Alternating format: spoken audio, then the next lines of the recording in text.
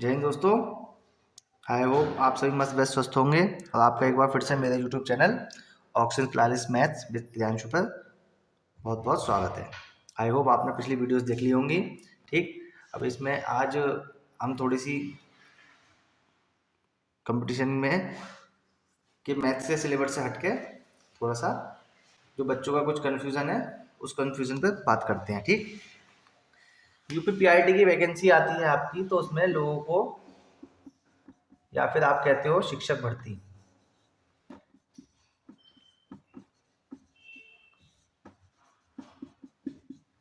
शिक्षक भर्ती, ठीक है, इसकी मेरिट कैसे निकाली जाती है बच्चों को थोड़ा कंफ्यूजन देता है।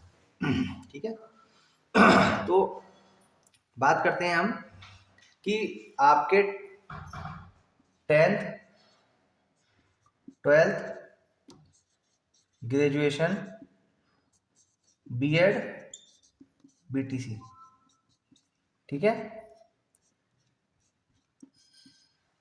ठीक, बीएड बीटीसी। तो इसमें मान लीजिए आपके किसी बच्चे के 75% इसमें नंबर थे, 75% इसमें नंबर थे, ग्रेजुएशन में 70% थे और बीएड बीटीसी में आपके 80% नंबर थे, एक अनुमान। ठीक, तो इन सभी को का 10% लगता है, इसका 10%, इसका 10%, इसका 10%, इसका 10%। तो मैं क्या करता हूं इन सभी को जोड़ देता हूं। क्या करता हूं, इन सभी को जोड़ देता हूं। सबका अलग अलग निकालने से अच्छा है एक साथ सबको जोड़ के उसका 10% निकाल दो आप।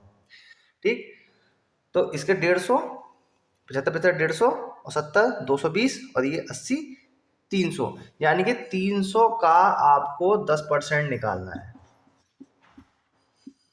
यानी कि आपके कितने नंबर बैठे, 30 नंबर, ठीक है ना। आपके कितने नंबर बैठे, 30 नंबर। अब आता है सुपर टेट, जिसे आप एस्टेट सुपर टेट।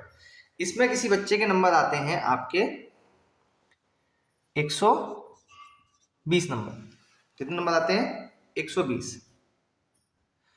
तो 120 का आप ना निकाल कर 120 का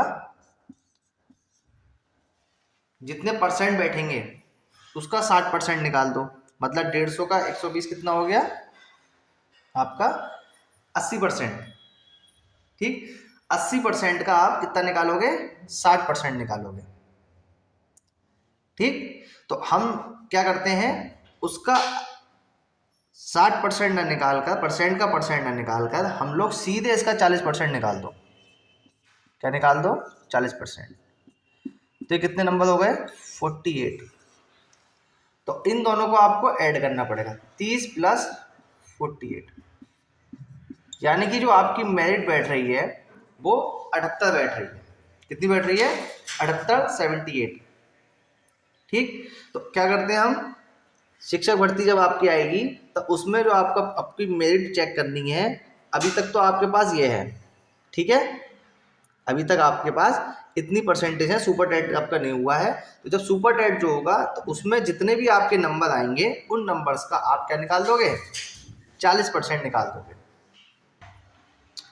ठीक है, तो आप लोग इस तरह से अपने निकाल। अब आपके 10th में अगर आपके 60% हैं, 12th में 80% हैं, ठीक है, तो मान लीजिए किसी बच्चे के दूसरा बच्चा है उसके 10th में 60% हैं, 12th में 80% हैं, ठीक है, ग्रेजुएशन में उसके 75% हैं, बीटीसी बीएड में 75% हैं।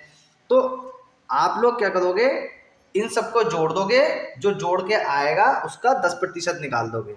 यानी कि इसे हमने जोड़ा तो कितने हो गए, 8 6 14 और 15 29, यानी कि 29 का 10% कितना हो गया आपका,